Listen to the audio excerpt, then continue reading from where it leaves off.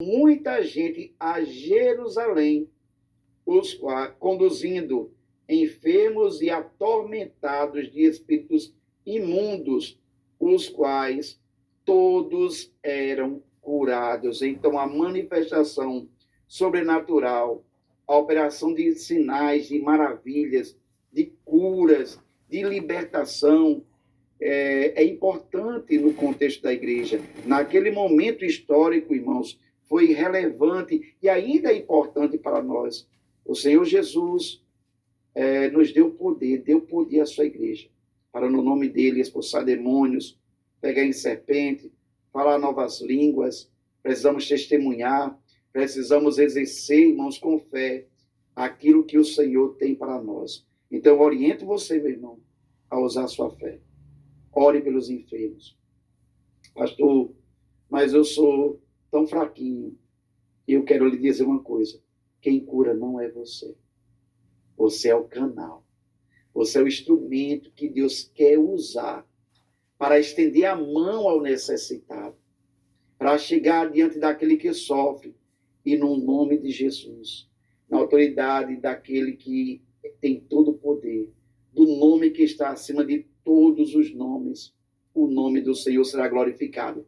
No entanto, você precisa ser despertado. Aqui eu faço, um convite a você, a orar pelos enfermos. Lá na igreja, ore pelos enfermos. Na sua casa, ore pelos seus filhos, ore pelo seu cônjuge. No trabalho, quantas vezes alguém está passando dificuldade, né? Recentemente, na saída do trabalho, eu sou funcionário público ali no estado do Rio Grande do Norte, e quando eu chego na sala dos professores para deixar meu material, sou professor da rede estadual de ensino ali em Mossoró, Rio Grande do Norte, professor de matemática, e tinha um grupo de alunas e também duas colegas de trabalho.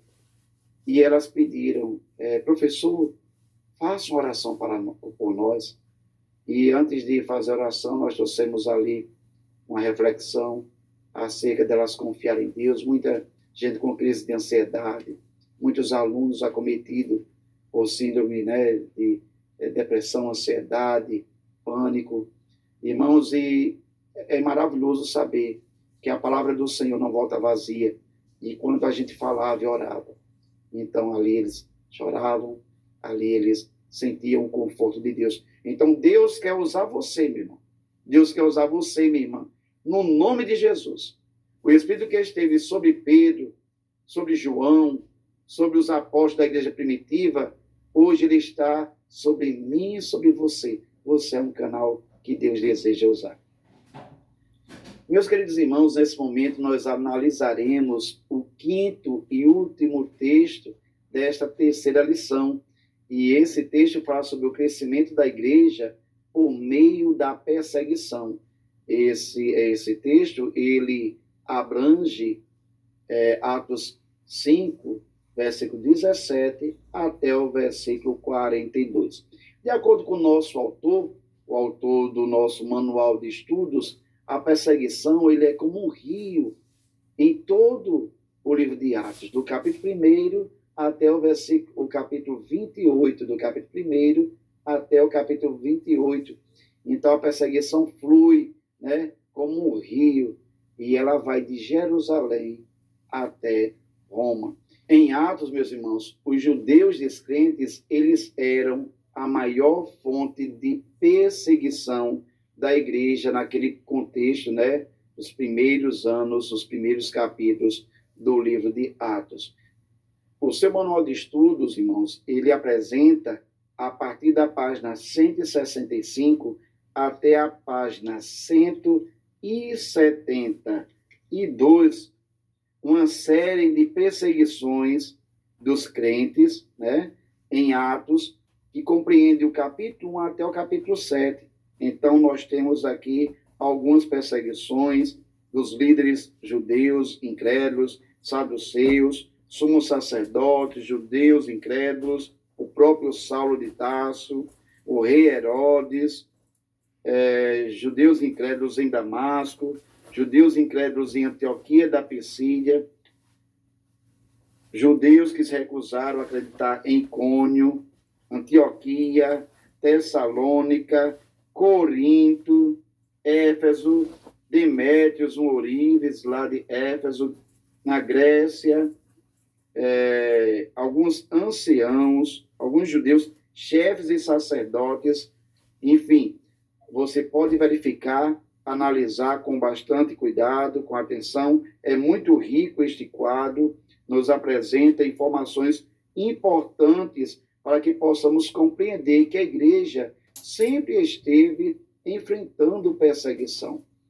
E o inimigo, por vezes, pensa que por perseguir a igreja, ele iria triunfar. No entanto, irmãos, o Senhor se utilizou da perseguição para o cumprimento do seu propósito.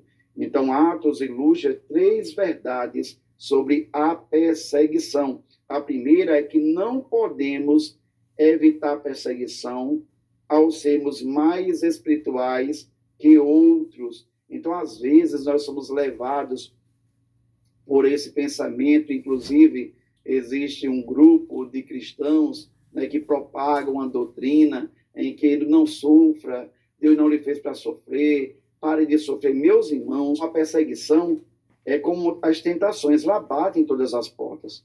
E não depende se você é um crente que possui uma ascensão ministerial, possui uma vida devocional de muita intimidade com Deus ou não.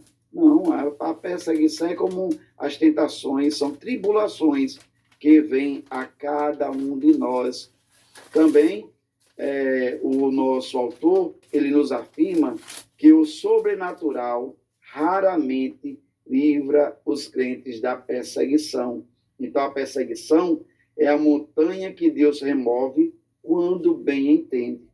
E quando não faz, nos dá a força para escalar. O que o autor quer dizer é que quando nós analisamos o livro de Atos dos Apóstolos e vemos a perseguição vindo sobre a igreja, nós nos depararemos com episódios em que o sobrenatural de Deus aconteceu para dar livramento aos seus servos.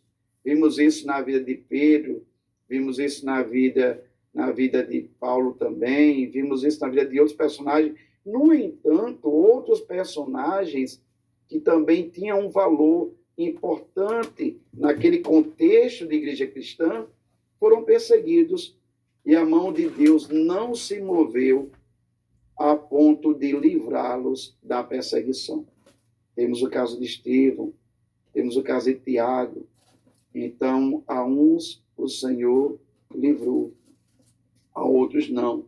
Então, o sobrenatural raramente livra os crentes da perseguição.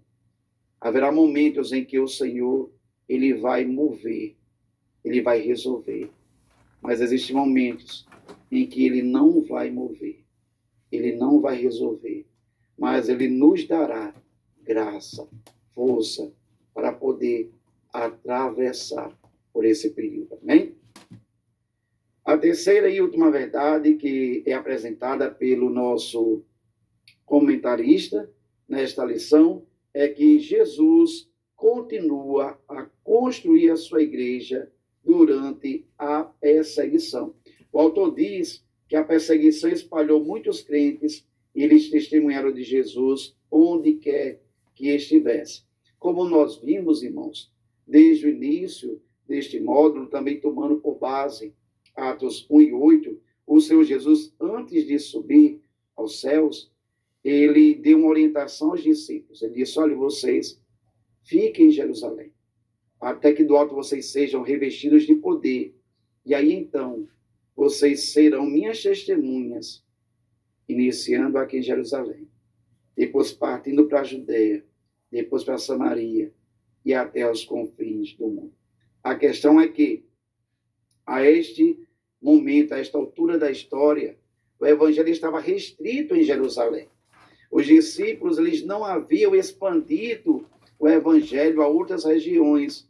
Então, estava ali o evangelho fixado nos limites de Jerusalém.